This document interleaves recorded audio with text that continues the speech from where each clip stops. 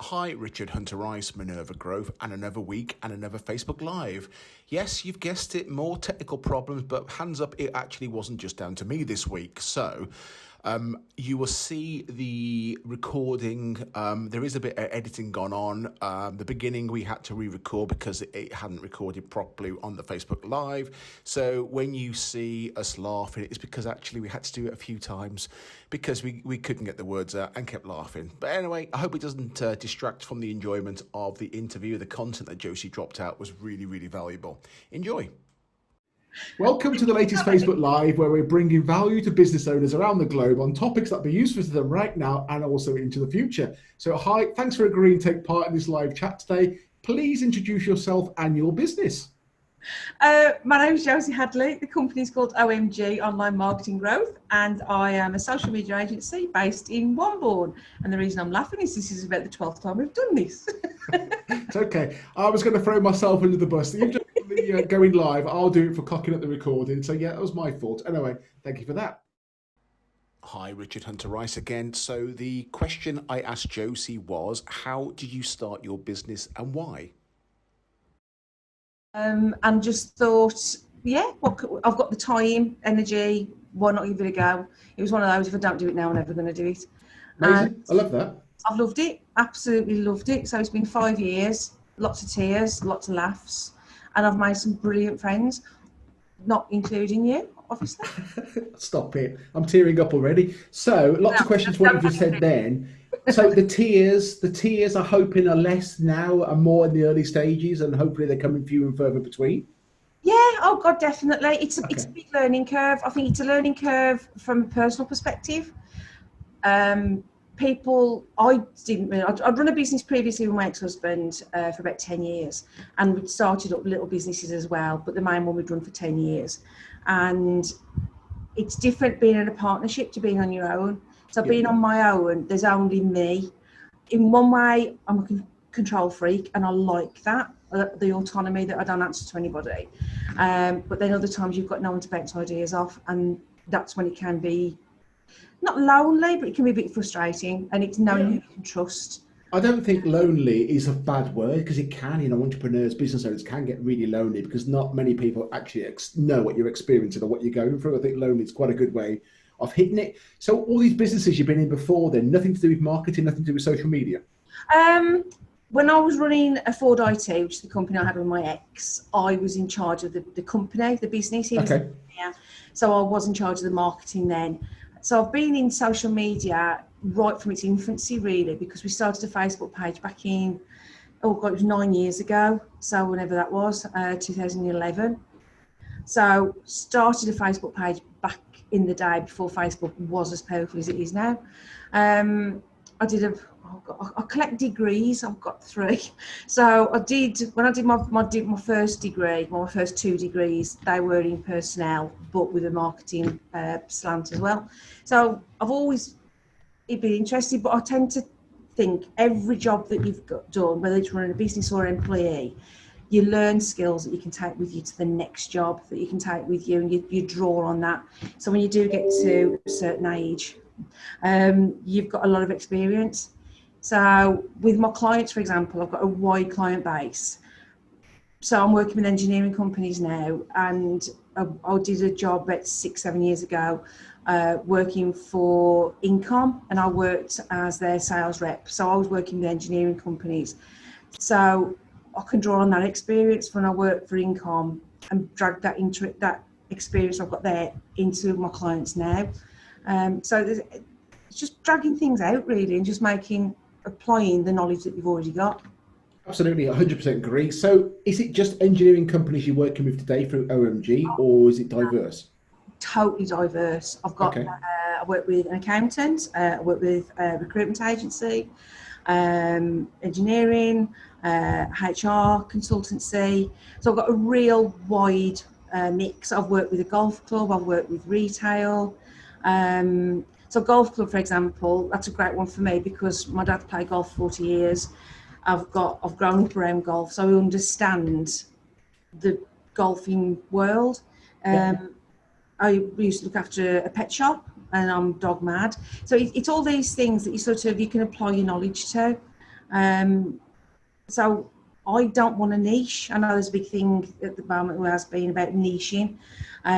Personally, I don't want a niche because I think if I niched, I'd get bored.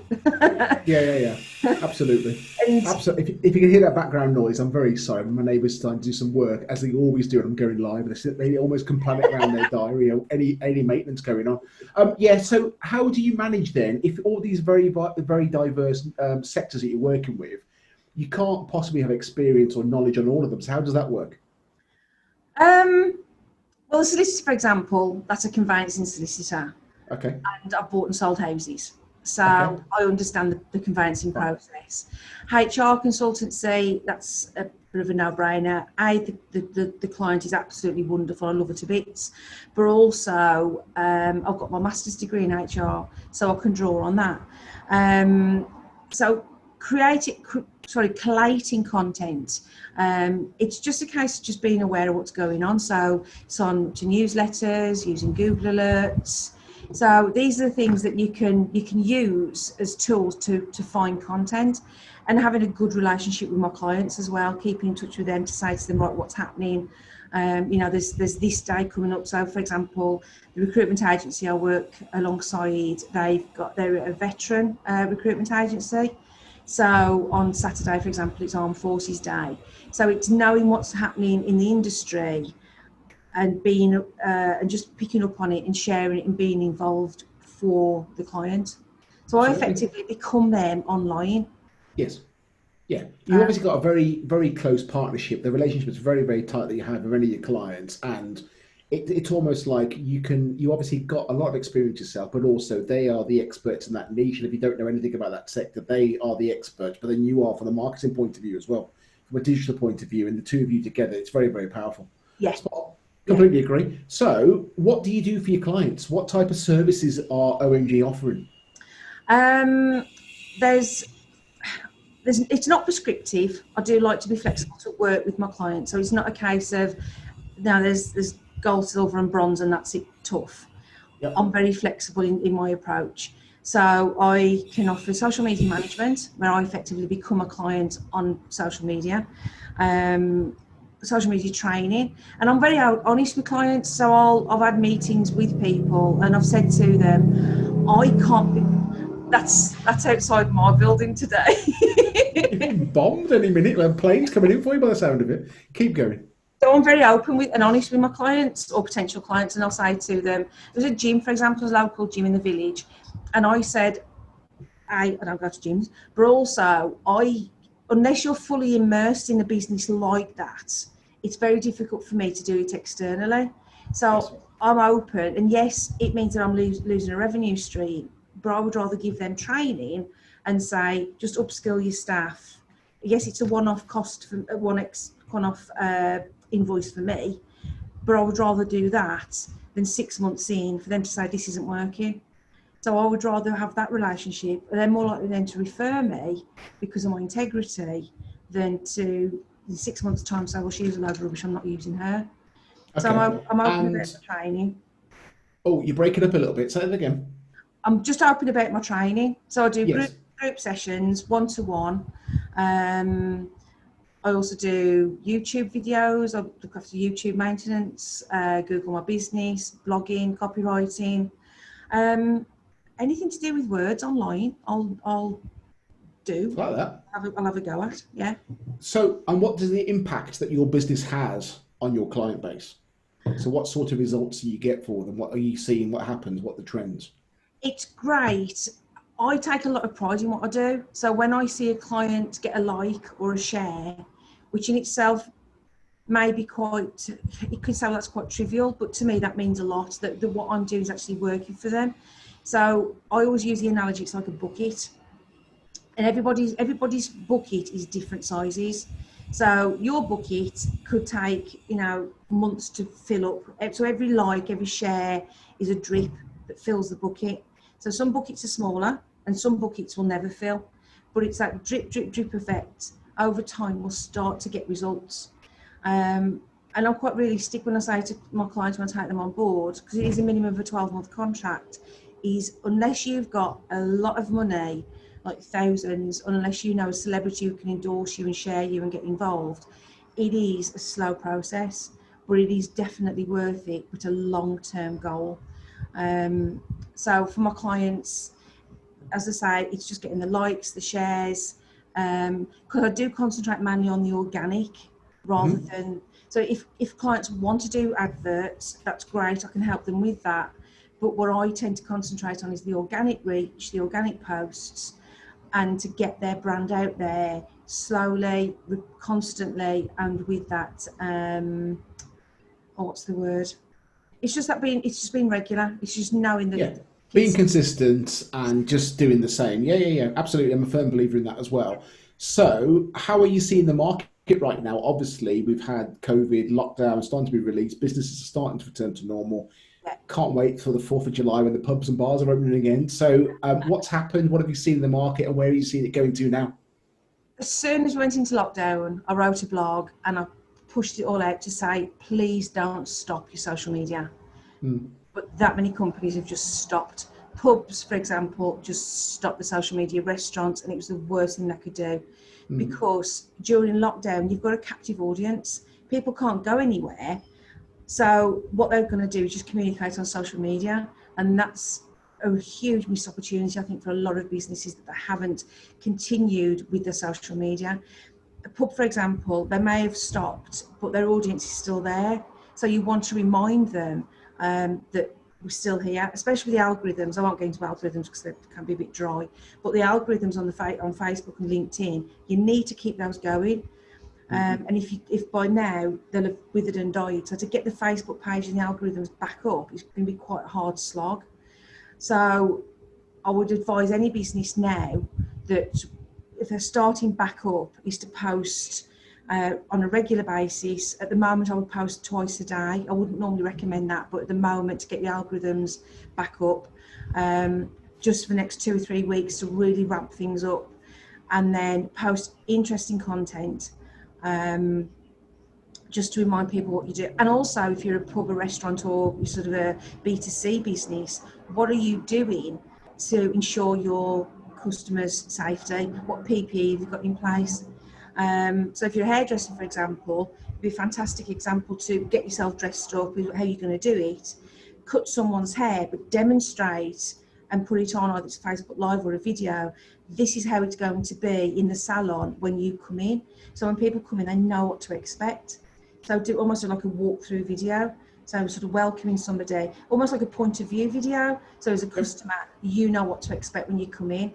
And that would be a great tool to use to help your potential customers.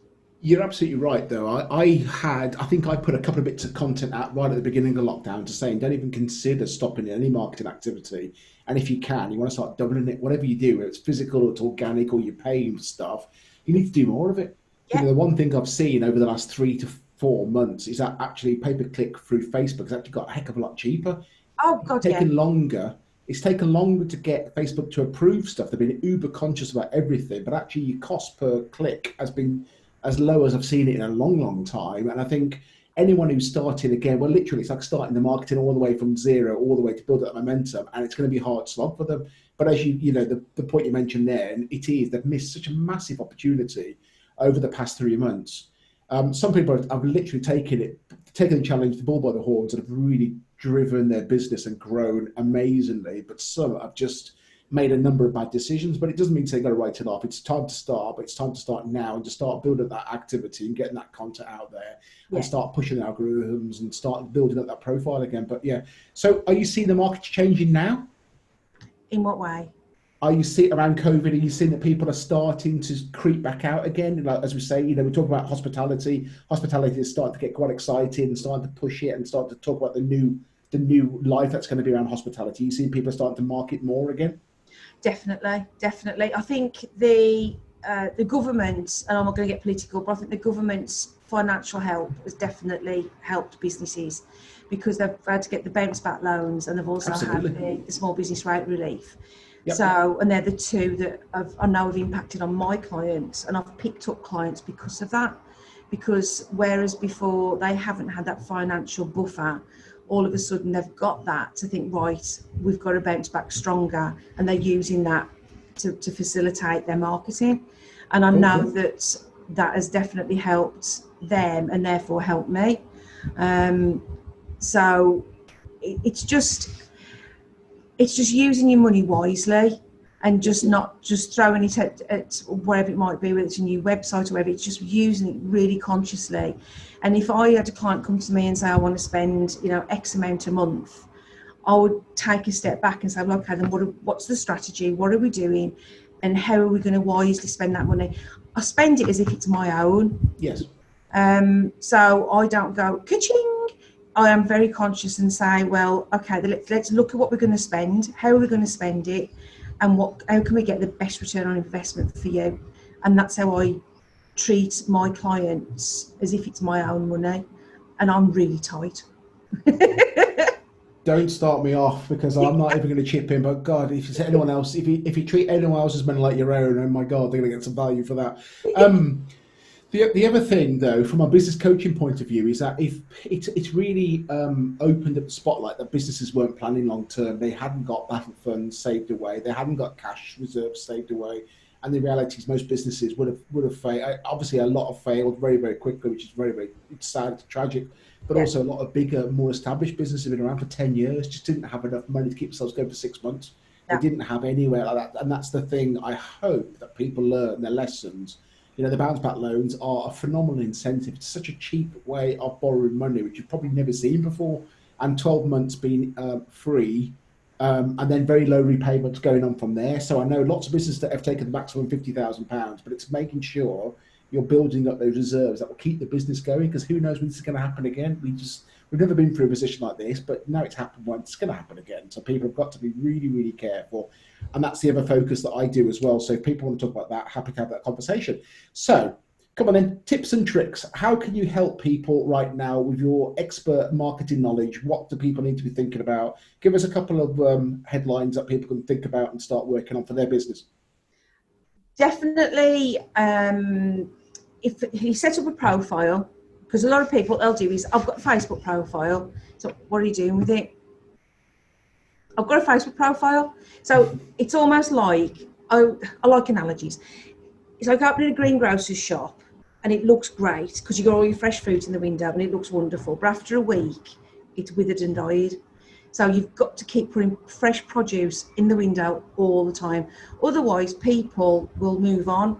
And if you always think about your social media, whether that's LinkedIn, Twitter, Facebook, wherever it is, think about it as if you are the consumer.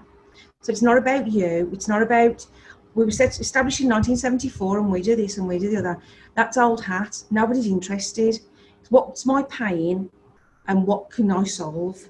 So your pain, we recognise what the customer's pain is and you can offer a solution for it. And everything has to be geared towards the consumer. So if you think about your social media use, so you're flicking through your phone and you're looking through and you just, whether it's LinkedIn or Facebook, don't matter, you will interact with a business in a certain way. So you've got to think that consumers are going to interact with your business in the same way. So if you put a post out and they bounce over to your website and the link isn't broken, you've lost the lead. So it's always making sure that everything works. So you test it yourself. If you've got a good Facebook page, make sure your website marries up so there's a synergy between them, and vice versa. Because nowadays as consumers, we don't believe everything we're told. We're a lot more cynical, a lot more savvy. So what we'll do is on your Facebook page, you say X. People then bounce over to your website, and if it contradicts each other, you've lost them. And social proof is also another key thing. Your Google reviews, your Facebook reviews, your LinkedIn recommendations, they are key because that's what other people say about you. You can employ someone like me.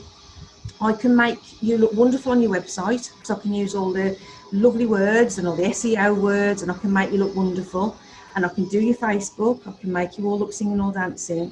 But if what other people are saying about you doesn't match, then you will lose people, because it's what other people say about you that is more important.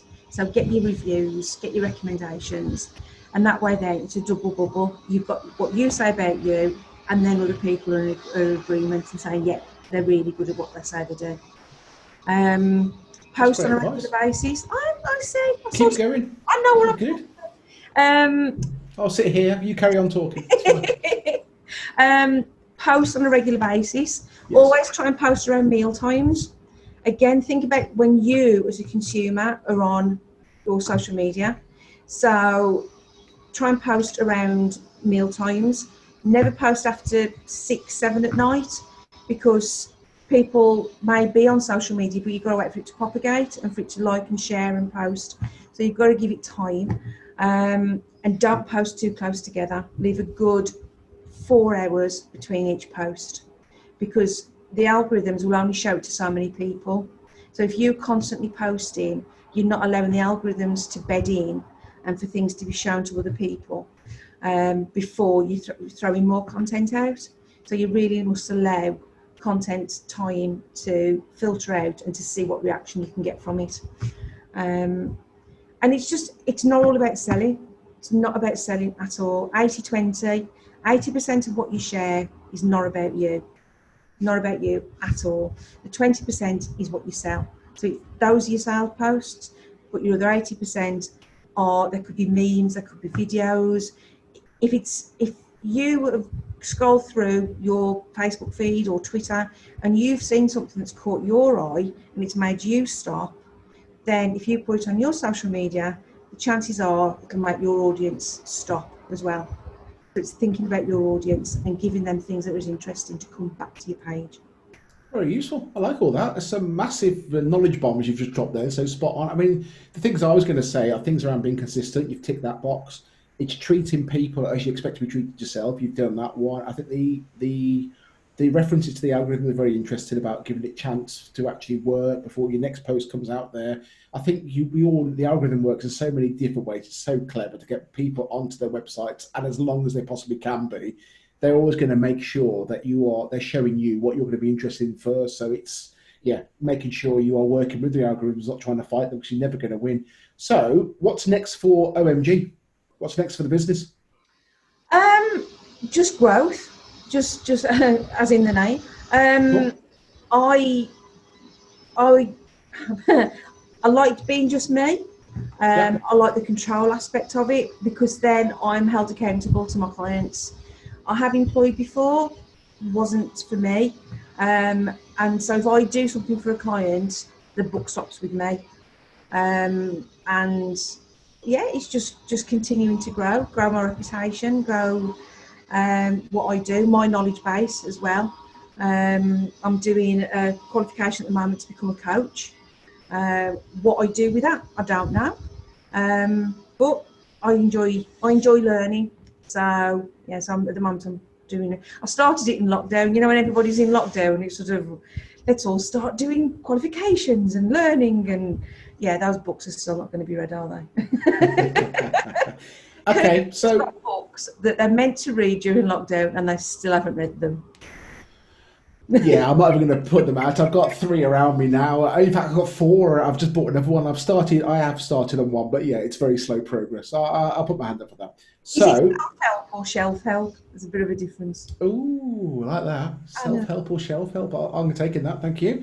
So, people want further information on OMG. How can they reach out to you? How can they get further information, get in contact with you? The website is backwards behind me, so it's www. It's not backwards. Shift your head to the side, you'll be able to see it. Look at that. Yeah. It's backwards. No, it's the right way around. omgonline.co.uk. Yes. So yeah, that's the website. I did the website myself again because I'm a control freak. I share the office with a wonderful Chris Green from Callaway Green, and he's told me to my face that I am a designer's nightmare. So I designed my website myself because for that very, very reason. That was brave of him. Oh, he ran. He said it and then ran. No, he's great. He's my work husband. He's the only husband I'll ever have again. So yes, get in touch with us through the website, and there's my blogs are on there, contact details, and all the services I offer as well. So everything's on there that people can have a look at. And social proof. A website, some of my Facebook, I've got, I think it's 50 reviews, all 5-star. So, It's well done. Amazing. Perfect. Okay, well, appreciate your time. Thank you very much for joining us today. Thank you for all the knowledge you've dropped out there. I haven't looked on Facebook yet, but we're still live, so hopefully there's a few questions on there we'll come back to shortly and respond to them. But yeah, no, really, really useful. Very, very insightful. Thank you very much for that. no problem. Can I apologise for the technical issues that it was down to me? I wasn't going to throw you under the bus. I'll throw myself under the bus. It was my fault. But hey, it's all worked now, so we can't complain. Thank you very much. No problem.